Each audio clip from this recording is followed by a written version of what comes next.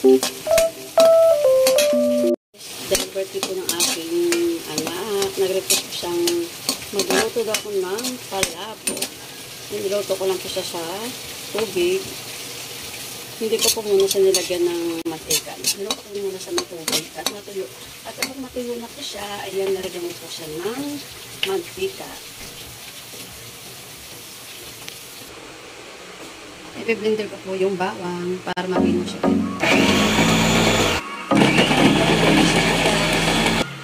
Ayan po, i-blender ko ang chicharon para mabino ko siya. Ayan na po, ito na po chicharon na blender ko siya, guys.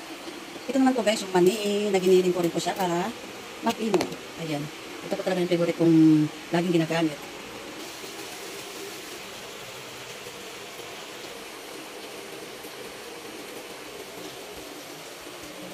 Po natin yung sibuyas.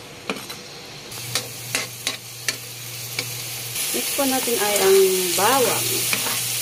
Ayan po yung dinurog kong bawang.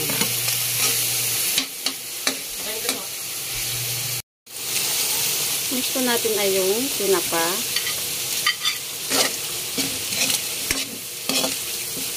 Dry na hipon.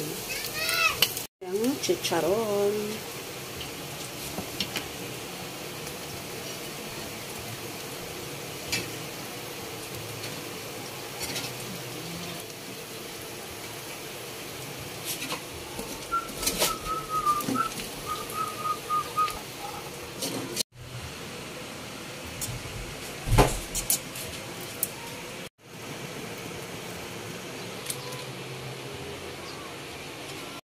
At sweetie.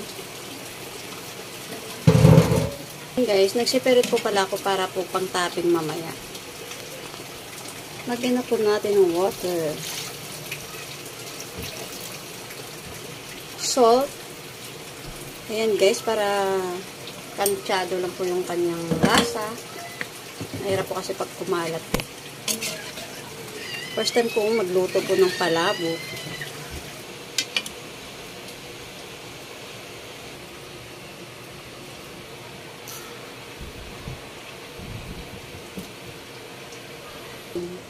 Parang kulang itlog, 4 lang.